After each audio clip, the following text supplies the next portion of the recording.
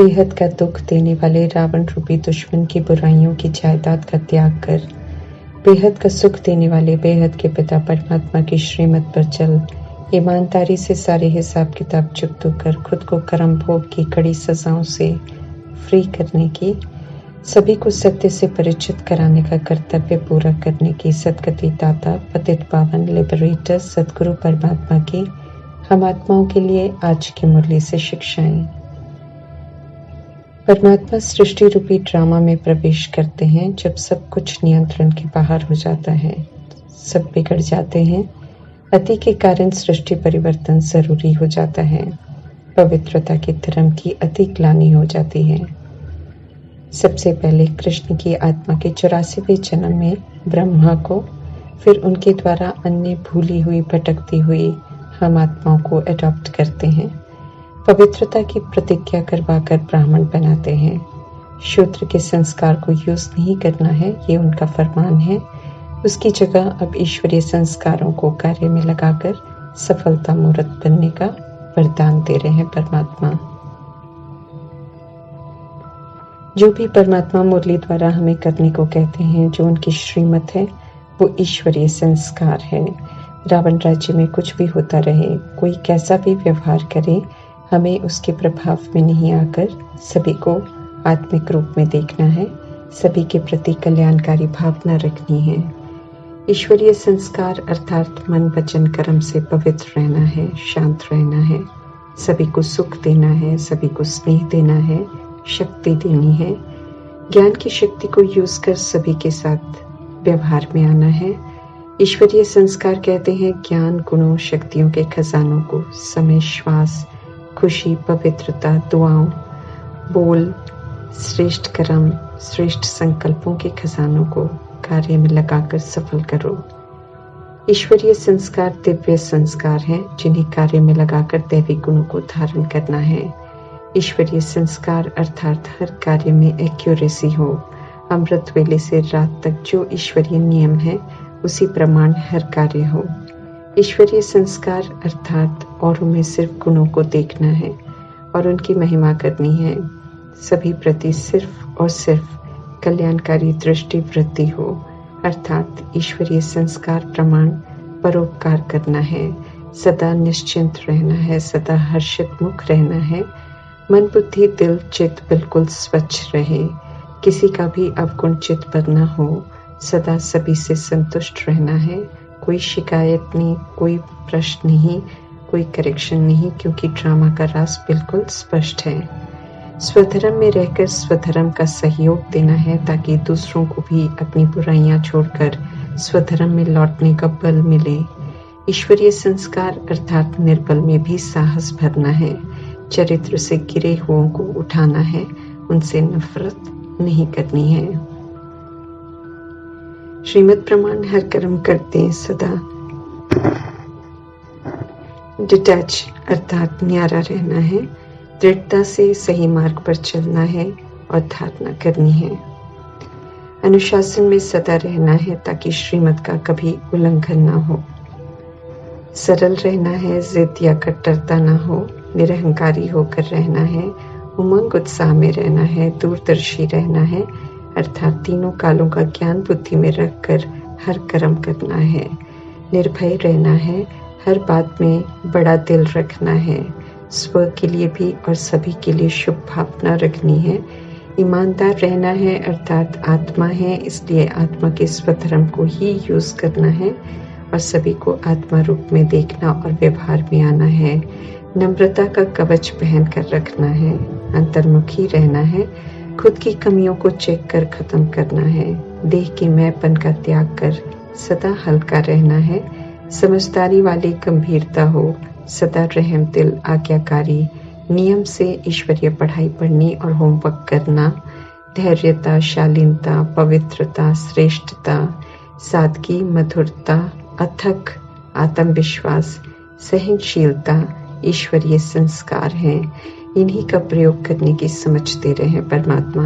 इसी तरह विस्तार को सार करने की शक्ति, समेटने की शक्ति, समाने की शक्ति, सहन करने की शक्ति, परखने की शक्ति, निर्णय करने की शक्ति, सामना करने की शक्ति, सहयोग करने की शक्ति ईश्वरीय संस्कार है, जिन्हें हम कार्य में लगाने का अटेंशन रखेंगे तो व्यर्थ संकल्प स्वतः ही खत्म हो जाएंगे।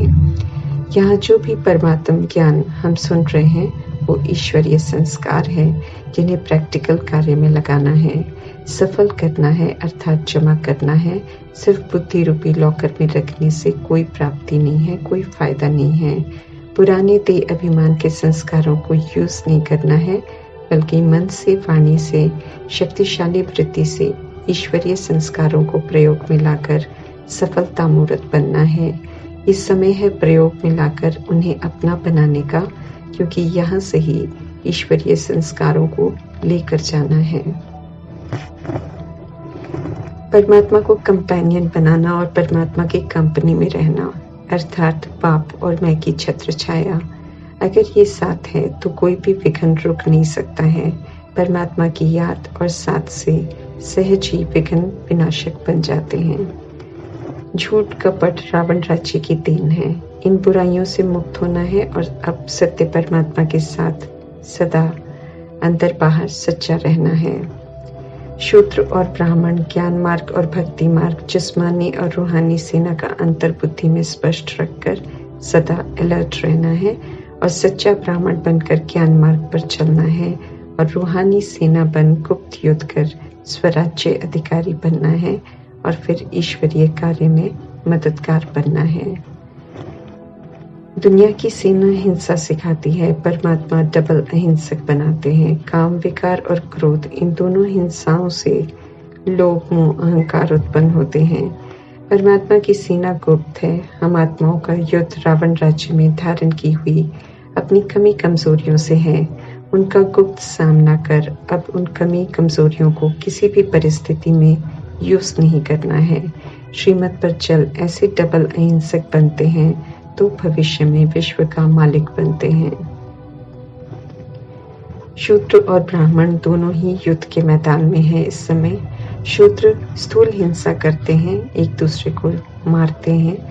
ब्राह्मण स्थूल हिंसा नहीं करते हैं, ज्ञान और योग के बल से अपने को हिंसाओं से मुक्त करते हैं तो शक्तिशाली बनते हैं। फिर शक्ति सेना बन भारत को दैवी राजस्थान बनाते हैं। सूर्यवंशी घराना अर्थात सचखंड का घराना जो 111 से शुरू होता है। सूर्यवंशी परमात्मा की श्रीमत पर एक्यूरेट चलकर फुल पास होते हैं। उनकी ही महिमा है। पास होने के लिए वे खुद से युद्ध करने की मेहनत नहीं करते हैं, बल्कि परमात्मा के आगे समर्पण होकर फिर श्रीमत को हाँ जी कहकर अमल में लाते हैं। इसके अतिरिक्त कुछ और सोचते ही नहीं, बिन दोबारा कहलवाए शिक्षाओं को अमल में लाते हैं। इसलिए कृष्ण के हाथ में मुरली होती है जो दर्शाती है कि मुरली के प्रमाण चलो तो सूर्यवंशी बन जाएंगे। चंद्रवंशी श्रीमत पर चलने की बहुत मेहनत करते हैं, बार बार ज्ञान को यूज कर पास होते हैं। इसलिए परमात्मा अनुसार वे नापास कहलाते हैं। वे सब 1250 वर्ष के बाद ड्रामा में प्रवेश करते हैं, इसलिए राम को तीर धनुष के साथ दिखाते हैं। रावण रूपी विकारों पर विजय प्राप्त करने में उन्हें समय लगता है। ज्ञान के तीर बार बार यूज करके राम ने रावण पर विजय प्राप्त की। चंद्रवंशी त्रेता युग में आते हैं और वो युग सेमीस्वर कहलाता है। सदगुरु परमात्मा द्वारा बताया गया सत्य ही सभी को बताना है। परमात्मा अभी सोचना, बोलना, कर्म करना सब कुछ हमें सिखा रहे हैं और वही सत्य है। इसलिए वही सोचना, बोलना, कर्म करना है। उसके अतिरिक्त अगर हम करेंगे तो वो झूठ और कपट होगा। श्रीमत पर चल रहे हैं या नहीं, उल्टे कर्म कर रहे हैं या सही, परमात्मा वार्निंग दे रहे हैं कि गलत कर्म छिपेंगे नहीं। शरीर द्वारा किए हुए पाप कर्मों को शरीर द्वारा भोगना ही पड़ेगा। उल्टे कर्मों की भोगना बहुत कड़ी होती है। बीमारी के रूप में बहुत कष्ट सहन करना पड़ता है। परमात्मा का साथ नहीं मिलता, इसलिए जब तक पुराना हिसाब किताब चुकता नहीं होता है, आत्मा शरीर नहीं छोड़ सकती है, तब तक उन्हें कर्म भोग भोगना ही पड़ता है। जैसा कर्म वैसा फल का लॉ स्मृति में रखकर श्रेष्ठ कर्म करने का हमें अटेंशन जरूर रखना है। बात हर बात परमात्मा से शेयर करनी है। भूल हुई तो सबसे पहले परमात्मा को बताना है। सतयुग में जन्म में भी दुख नहीं है, जीवन भर भी सुख। सतयुग में जन्म में भी दुख नहीं है, जीवन भर भी कोई दुख नहीं है, और शरीर छोड़ने समय भी समझ है कि कहाँ जाकर शरीर लेना है, इसलिए अंत में भी कोई दुख नहीं है, क्योंकि सब वहाँ पवित्र रहते हैं और पवित्रता सुख शांति की जननी है। अपवित्र बनते हैं तो आत्मा को गर्भ जेल में भी दुख है, जन्म होते समय भी कष्ट है, जीवन भर में भी तरह तरह की परेशानियां और दुख होते हैं, शरीर छोड़ते भी दुख होता है, भय होता है, कारण है अपवित्रता। तो अब समझ से पवित्रता को धारण करना है और परमात्मा की याद में हमें सदा रहना है। सब धर्म की आत्माओं को परमात्मा का संदेश हमें जरूर देना है, लेकिन वे ईश्वरीय पढ़ाई नहीं पढ़ेंगे अगर वे ड्रामा में द्वापर युग या कलयुग में प्रवेश हुए होंगे। लेकिन देवकुल की आत्माएं जो ड्रामा में सतयुग त्रेता युग में प्रवेश करती हैं, वो अगर पाठ बजाते हुए क्रिश्चियन बन गई या मुस्लिम बन गई या सिख धर्म में है या किसी भी धर्म में होगी, तो वो ईश्वरीय पढ़ाई जरूर पढ़ेंगे, पवित्र बनेंगे और परमात्मा से वर्षा जरूर लेंगे। मन को परमात्मा में लगाना मन मना भव है, यही योग है जो चलते फिरते निरंतर हो। रूहानी यात्रा पर हमें रहना है और औरों को भी सिखानी है ये यात्रा। सभी आत्माएं एक निराकार परमात्मा की याद में रहें तो आत्माओं का कल्याण है, विक्रम भी विनाश होंगे और पावन भी बन जाएंगे। इस अनमोल हीरे तुल्य ईश्वरीय जन्म में कर्म करते सभी से तोड़ निभाते हुए सगाई एक निराकार परमात्मा से हुई है, तो वफादारी से उनकी याद में रहते हुए हमें फिर से बेदाग हीरा बनना है। ओम शांति।